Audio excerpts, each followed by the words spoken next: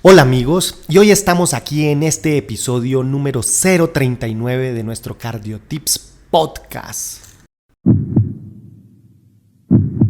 CardioTips Podcast.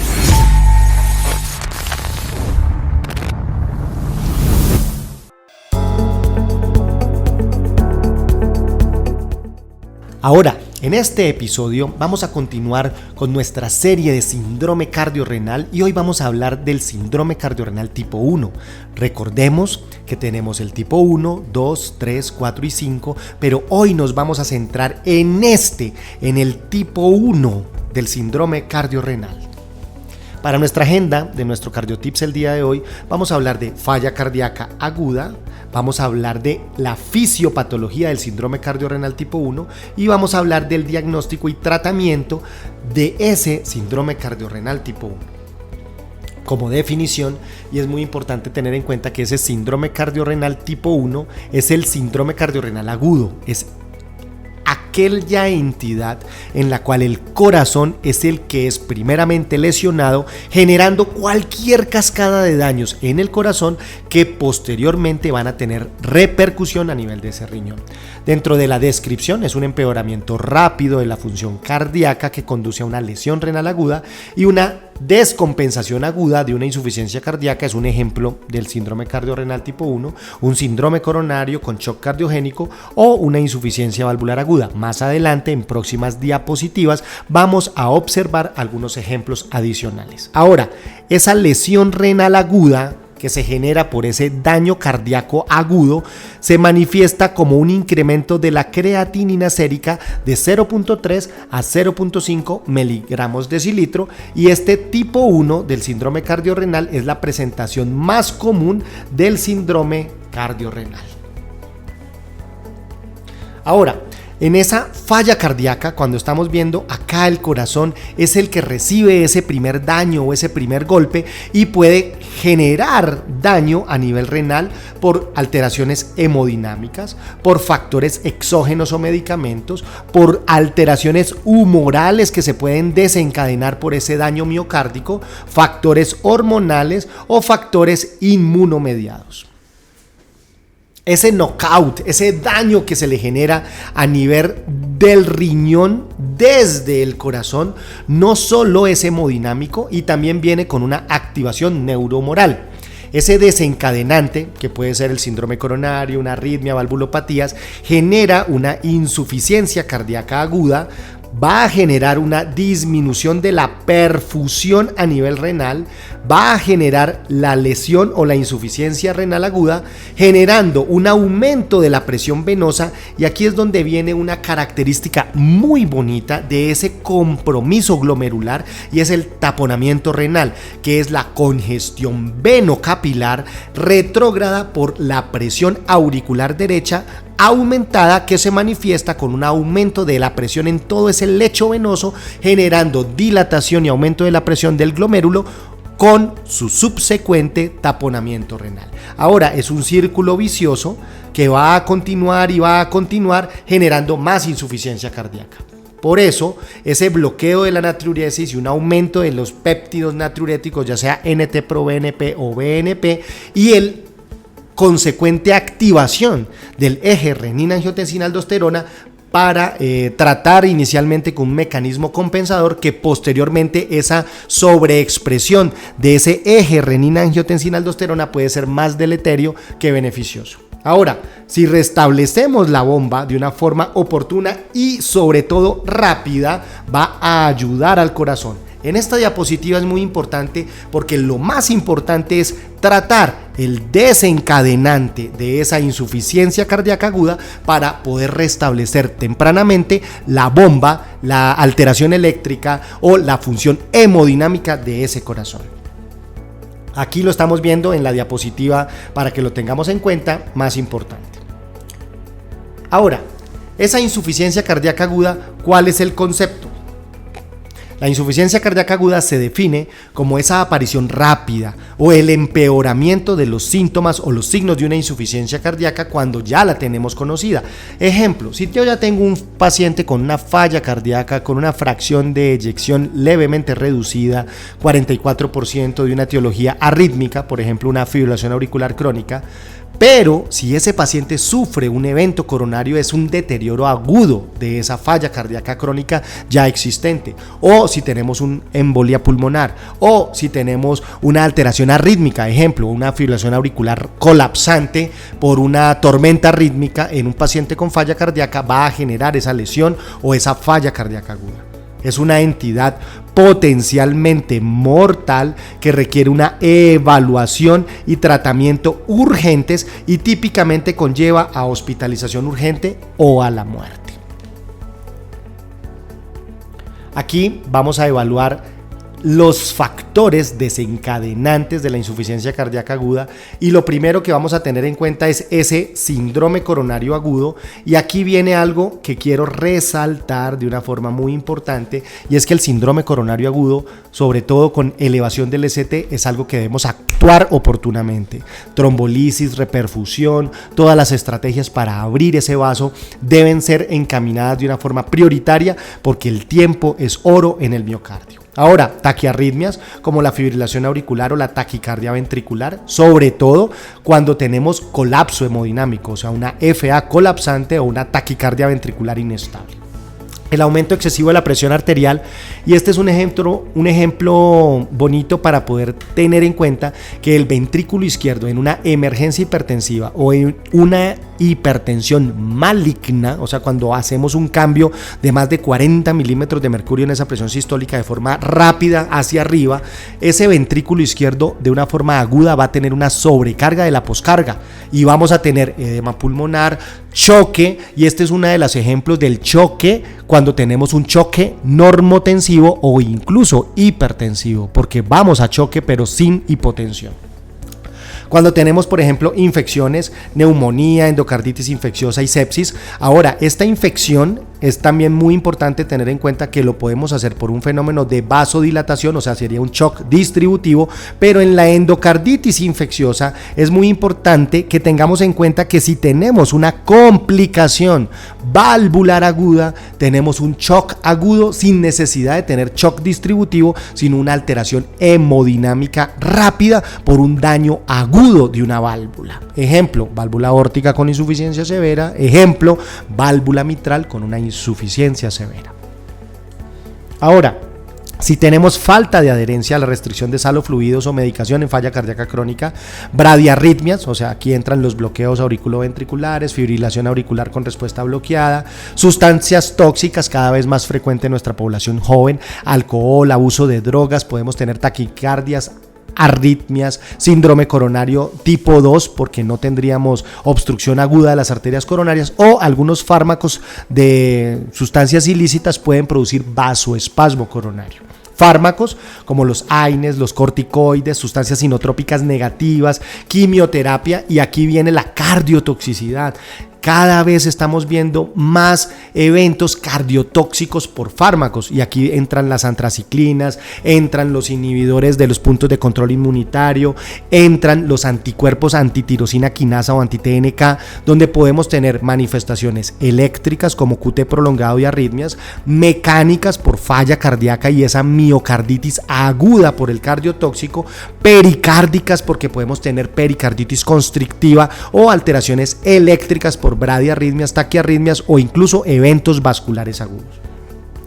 Exacerbación de enfermedades pulmonares obstructivas, embolia pulmonar, cirugía y complicaciones perioperatorias, donde vamos a tener el TEP también como una manifestación principal, aumento del impulso simpático catecolaminérgico o una miocardiopatía relacionada con estrés, el Takotsubo y esa miocarditis o el síndrome de corazón roto, cada vez lo vemos más frecuentemente en poblaciones femeninas, en población de riesgo, y es ese evento coronario agudo con un balonamiento apical clásico del Takotsubo, y debemos tenerla en cuenta como una de las manifestaciones de un síndrome cardiorrenal también agudo.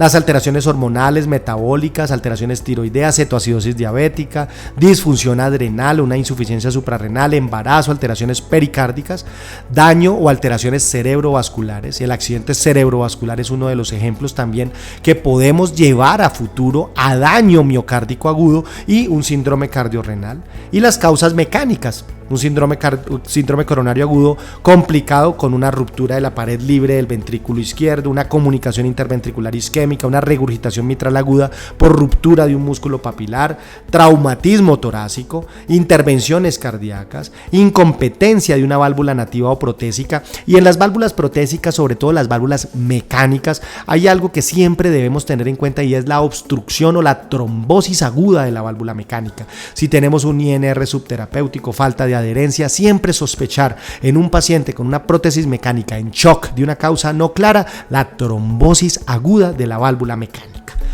Ahora, endocarditis, disección o trombosis. Este es el resumen general de todas las causas que en un momento dado pueden afectar a nuestro corazón en un síndrome cardiorrenal agudo tipo 1.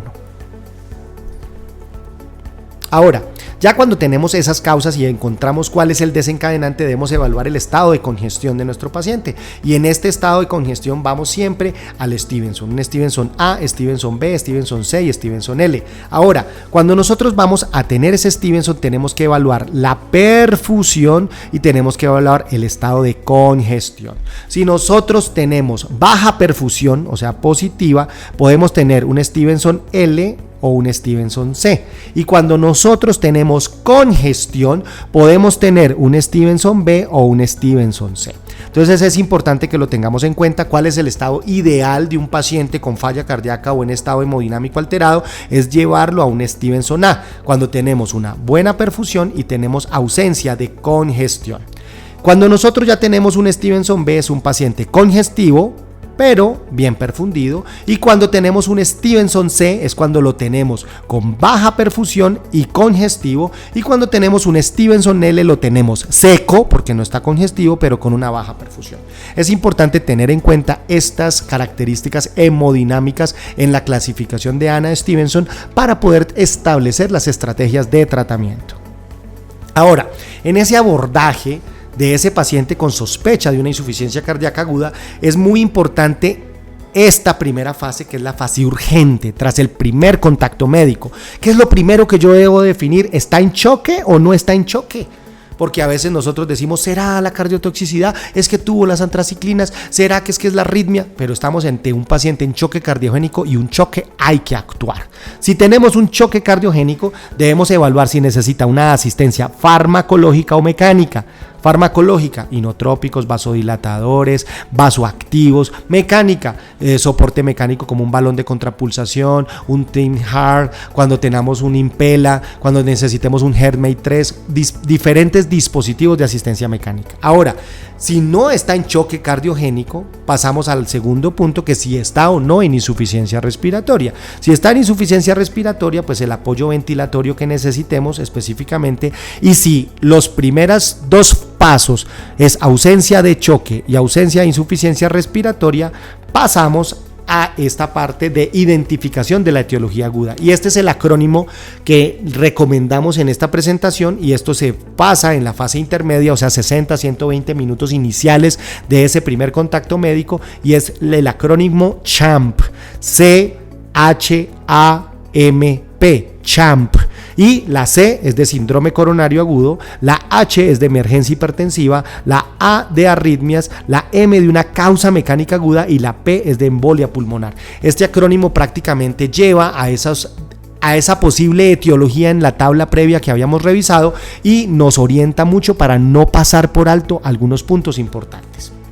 Ahora, ya después de que nosotros tenemos una causa específica, ¿sí? Respecto a esto, ejemplo, un síndrome coronario, emergencia hipertensiva, una FA rápida, ya tenemos una causa mecánica, por ejemplo, un taponamiento pericárdico, ejemplo, una ruptura de un músculo papilar, o tenemos confirmado el TEP, decimos que sí tenemos una causa específica y debemos iniciar de inmediato el tratamiento específico según las guías específicas que tengamos que ceñirnos en ese momento. Ahora, si no tenemos eso, vamos a un proceso diagnóstico para confirmar si sí tenemos esa insuficiencia cardíaca aguda o si la insuficiencia cardíaca aguda requiere una evaluación clínica diferente para seleccionar el mejor tratamiento óptimo. Necesidad de intubación o paciente intubado, fundamental tener en cuenta ventilación, signos o síntomas de hipoperfusión, muy necesario para poder establecer estrategias inotrópicas, inodilatadoras, vasodilatadoras o vasoactivas. Si la saturación de oxígeno está por debajo de 90 a pesar del suplemento de oxígeno, fundamental llevarlo a esa meta que es 90. Uso de músculos accesorios de la respiración o una frecuencia respiratoria mayor a 25 es un paciente que está con inestabilidad respiratoria y es fundamental la vigilancia y el traslado a una sala de reanimación y monitorización, o si la frecuencia cardíaca está por debajo de 40 o mayor a 130, o si la presión arterial sistólica está por debajo de 90. Son datos muy importantes en el enfoque de tratamiento de un síndrome cardiorrenal tipo 1. Ahora, tratemos el Stevenson. Ya aprendimos cuál era el A, el B, el C o el L. Ahora vamos a determinar ese Stevenson. Vamos a mirar con el paciente con una insuficiencia cardíaca aguda. Evaluamos al pie de la cama para identificar el perfil hemodinámico. Si nosotros vamos a ver un paciente hipoperfundido, vamos a verlo con frialdad, llenado capilar mayor de 3 segundos, alteración del estado del sensorio. Esos son signos clínicos de hipoperfusión o de congestión. Si tenemos un paciente con disnea, con crépitos, ingurgitación yugular, ascitis, derrame pleural o edema de miembros inferiores. Son los tips para poder orientarnos clínicamente en ese perfil hemodinámico del Stevenson. Ahora, hay congestión. Si hay congestión, es el 95% de la manifestación de los pacientes con una insuficiencia cardíaca aguda. Vamos a tener ese paciente húmedo, ¿sí? Ahora, si no tenemos congestión, vamos a estar en el 5% de las manifestaciones de los pacientes con insuficiencia cardíaca aguda y vamos a tener un paciente seco. Es lo primero que determinamos en el Stevenson. Pasamos a la siguiente diapositiva, vamos a evaluar la perfusión periférica. Aquí vamos a seguir en el orden. Recuerden, el lado izquierdo es el paciente que ya está húmedo y el lado derecho de la presentación es el paciente que está seco. Si ese paciente húmedo, vamos a evaluar si está con una perfusión adecuada. Sí. O sea, vamos a ver que si tiene buena perfusión y está congestivo, es un paciente que es un Stevenson B. Aquí estamos, húmedo y caliente, con una presión arterial sistólica o típicamente elevada o normal. Si ese paciente no tiene una perfusión adecuada, es un paciente que está un paciente húmedo y frío, o sea, un Stevenson C. Aquí vamos a colocar el B.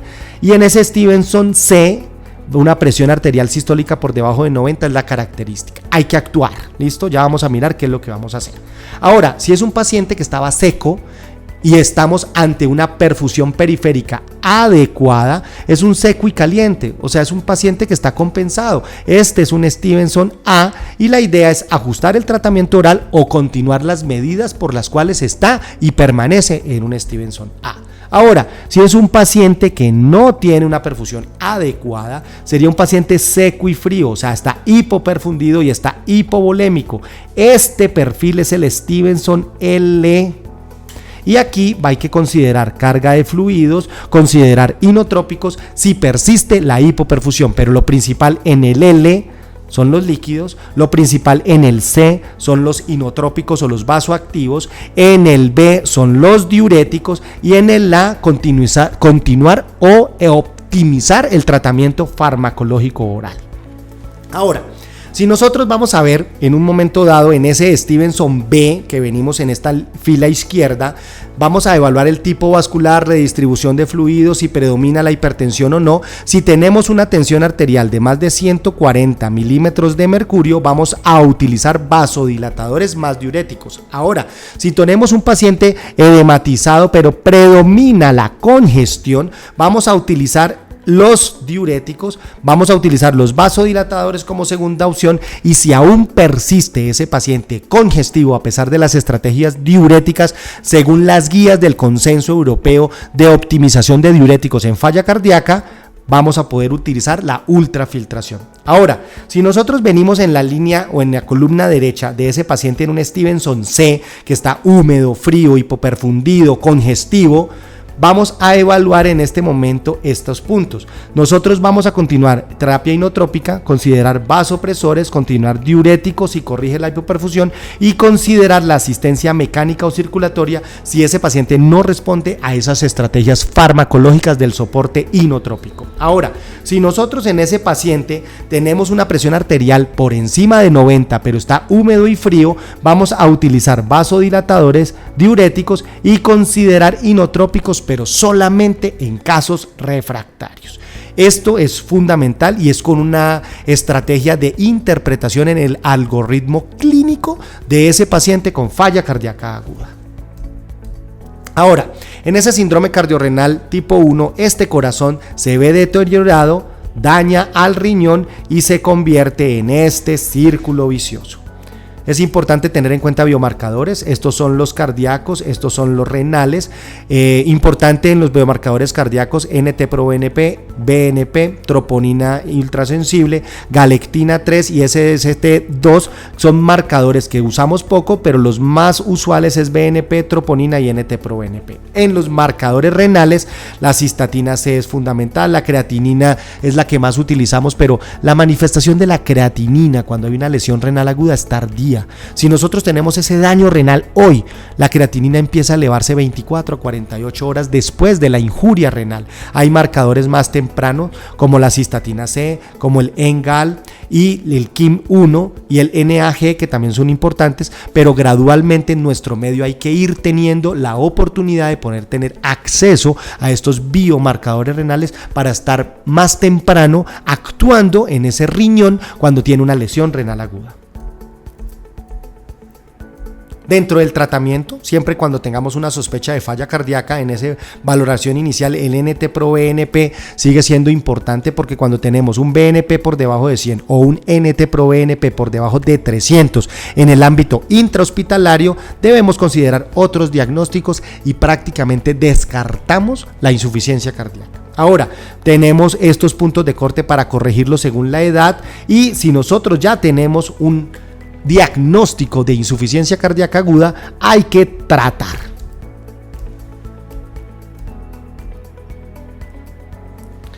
Aquí tenemos dispositivos de asistencia mecánica, entonces aquí vemos quirúrgicos, mecánicos, otros tipos de dispositivos. ¿Para qué? Todos estos dispositivos son terapias de estimulación mecánica avanzada y quedan en grupos de cardiología, sobre todo cuando son entidades trasplantadoras en un caso de una urgencia 1 de un trasplante cardíaco según la escala de Intermax. Dentro de los puntos para la mesa de expertos es importante, y aquí vengo al punto, porque un síndrome cardiorrenal tipo 1 requiere una articulación entre cuidado intensivo, especialización en medicina de urgencias, el internista, el cardiólogo, el nefrólogo y todo el personal para poder llevar el mismo lenguaje. Por eso es muy importante tener en cuenta las guías de manejo, en qué momento y si existen algunos estudios que permitan elegir un inotrópico sobre otro. Y pues en esto también tenemos que tener en cuenta que en fallas cardíacas derechas agudas hay medicamentos que ayudan más, por ejemplo milrinone más que el levosimendan. En falla cardíaca izquierda el levosimendan es muy útil. Ahora, si nosotros tenemos una complicación mecánica de un infarto, el tratamiento es quirúrgico cardiovascular temprano. Entonces es muy importante tener ese heart team o ese grupo interdisciplinario cardiorrenal para intervenir oportunamente en nuestros pacientes. En el manejo diurético es muy importante tener en cuenta, porque cada vez nos estamos hablando el mismo lenguaje entre medicina interna, nefrología, urgencias y cardio. Las dosis de furosemida las estamos nosotros llevando a dosis tope, 400 a 600 miligramos al día. Ya estamos perdiendo el miedo de esas dosis de 10 miligramos cada 6 horas, cuando realmente son dosis muy bajas, y ese riñón en un momento dado requiere dosis más altas, y el corazón en congestión también requiere dosis más altas. En asistencia ventricular, nosotros debemos entender que hay catéteres de Swan-Ganz para monitorización, que tenemos muchos dispositivos actualmente en terapia de asistencia ventricular como terapia puente a trasplante, incluso como terapia definitiva para ir a casa cuando son pacientes sin indicación de trasplante cardíaco o contraindicados. También nosotros debemos tener en cuenta la resistencia a diuréticos, aunque soy sincero que desde que nos estamos introduciendo más en ese mundo maravilloso de la insuficiencia cardíaca, no he tenido una resistencia a diuréticos, porque cuando llegamos a dosis tope, los pacientes hasta ahora han respondido. Entonces siento que a veces le tildábamos de resistencia a diuréticos a muchos pacientes, pero era porque no llegábamos a dosis máximas de las combinaciones que podíamos tener en cuenta para utilizar. Y recuerden, amigos, a cuidar el corazón hasta el último latido. Sigue al Dr. Conte en sus redes sociales, Facebook, Instagram, YouTube y TikTok.